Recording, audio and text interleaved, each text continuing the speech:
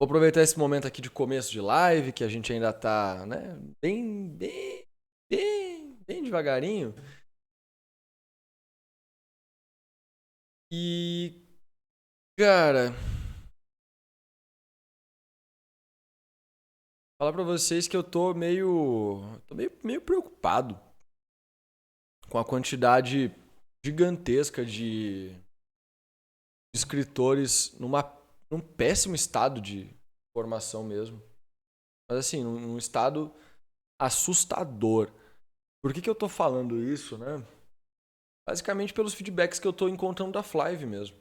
A, a, a triagem, a produção, a equipe de comunicação. Desde que eu voltei da Bienal do Livro, algumas coisas de comunicação mesmo ficaram muito mais agressivas na Flive. Os escritores, com certeza, né, os escritores aí que são da Flive devem ter percebido que eu ando sendo muito mais ativo. Várias pessoas da equipe aí também estão sendo mais ativas. Comunicação mesmo, né? A gente está deixando de só trabalhar principalmente para fazer as coisas acontecerem, a gente também está se tornando mais ativo diretamente. E, velho, isso acabou. Isso acabou trazendo para a luz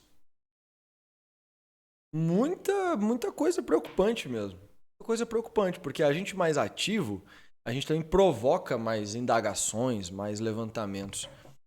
E aí é uma parada de realmente você falar para a pessoa, olha, o céu é azul. E a pessoa escutar isso e responder para você, beleza, entendi. Mas me diz uma coisa que você não falou. Que cor que é o céu mesmo? É literalmente isso, tá? É literalmente isso.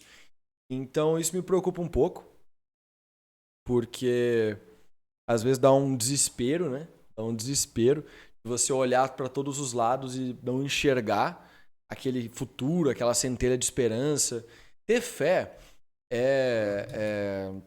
a definição de você ter fé é acreditar sem, sem ter provas concretas, sem você conseguir tocar, sem você conseguir mensurar aquilo. Você acreditar que no final de um processo você vai alcançar um resultado sem que você tenha comprovações.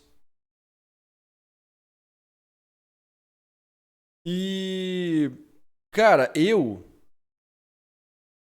pra mim tá cada dia mais difícil ter fé. Eu tenho muita fé que a gente tá fazendo aí a médio e longo prazo, mas cada dia tá mais difícil pra mim sustentar essa fé, sem ter concretamente, né, resultados, sem ter concretamente números e pessoas relevantes para me mostrar, né? Uma coisa hoje que eu vi, por exemplo, não tem nada a ver com a Flive, mas eu vi um escritor que descobriu que enviar brinde pelo correio ia dar uns R$ 120, né? Cada pacotinho, os correios ia custar R$ 2,30. E ele falou, pô, vocês acham que a vida de escritor é barato? Cara, sendo bem honesto com vocês, se você tem uma empresa chamada eu mesmo, né? Se você tem uma empresa chamada escritor, você tá independente, ou você tá na Flive, ou você tá em alguma casa editorial, ou agência, ou enfim, onde você investe dinheiro, você tem uma empresa. Mesmo que você não esteja. Tá, vamos supor que você está numa editora que ela é tradicional naquele estilo clássico, né? Ela cuida de tudo para você, ela investe em tudo para você, mas a sua imagem é contigo. Então, você também tem uma empresa. Você tem que tratar. Quando você tem um emprego, um trabalho, e que ele não é de carteira assinada, né? Você tem que tratar ele como um empreendedor.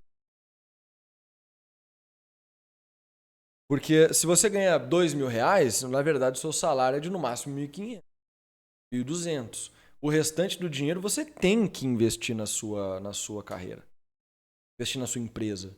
Investir na sua estrutura, enfim. E aí um escritor independente, que já está no mercado há um certo tempo, há uns anos já tem vários livros publicados, vários livros rendendo dinheiro para ele, na teoria. para ele os R$ 100 é um valor altíssimo para se pagar em brinde, em comunicação, em marketing para os seus leitores. Que para mim é uma maluquice, sabe? Esse é um exemplo só, porque o que me trouxe esse pensamento, essa preocupação, é o que eu ando encontrando nas inscrições da Flive, principalmente. Vou citar um outro exemplo agora mais Flive. Ontem tinha um escritor completamente sem noção, mandando e-mails todos em caps lock para a Flive, dizendo que tentava ligar para os números que a gente estava fornecendo e não estava sendo atendido, e que estava pensando em desistir porque a gente não tinha atendimento adequado, a gente não dava atenção para ele. O erro dele foi mandar um e-mail para o e-mail contato, que eu tenho acesso todo tempo. Eu tenho acesso a alguns e-mails da Flive toda hora. Um deles é o contato. Então, se você mandar um e-mail para o contato que não é para ser para o contato, eu vou te julgar. Tá? Já te avisando.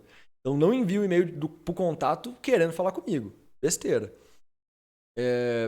E eu olhei esse e-mail super agressivo do cara e eu olhei a conversa. Lá na conversa, tava lá, né?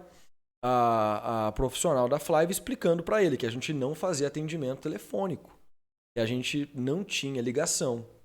Mas ele tinha um WhatsApp. Agora a gente tem um WhatsApp na Flive, né? Para conversar com os autores. Então, passou lá o WhatsApp do Flivinho para ele preencher os dados, fazer a inscrição dele. Não quis. Ela passou o WhatsApp dela também, que é profissional também da Flive. E ele não queria, ele queria ligar. Ele queria porque ele queria ligar.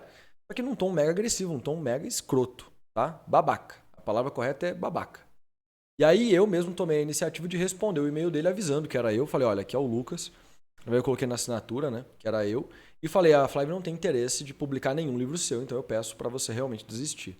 Marquei lá o time de publicação para que eles vissem que era para parar de dar atenção para uma pessoa desse calibre. E é uma coisa muito frequente, cara. Coisa muito frequente. Eu acho que os escritores brasileiros eles estão piorando, estamos entrando em uma fase onde o escritor brasileiro está cada dia pior no mercado, cada dia menos profissional, cada dia mais ignorante. Não. Eu só acho que a Flive está aumentando tanto o range de pessoas que conhecem ela e está começando a cair cada vez mais pessoas idiotas. Uma pessoa que trata a outra dessa forma é uma pessoa idiota. Não tem outra palavra para isso. Então, é meio que isso que está acontecendo. Mas é claro que me preocupa a proporção. A proporção de pessoas completamente irresponsáveis e antiprofissionais que ainda não estão no mercado, ou pessoas do mercado que também são irresponsáveis e antiprofissionais, me assusta, porque é uma proporção bem relevante. Eu diria que pelo menos 30% do mercado editorial de pequeno, médio porte é composto por pessoas que não têm a menor ideia de como fazer alguma coisa e estão por aí culpando o leitor, culpando os concorrentes, culpando as editoras, culpando influenciadores, culpando gráfica, culpando a Amazon, culpando o Facebook, o Instagram, o algoritmo do YouTube. Sim, né? 30% é muita coisa, na minha opinião.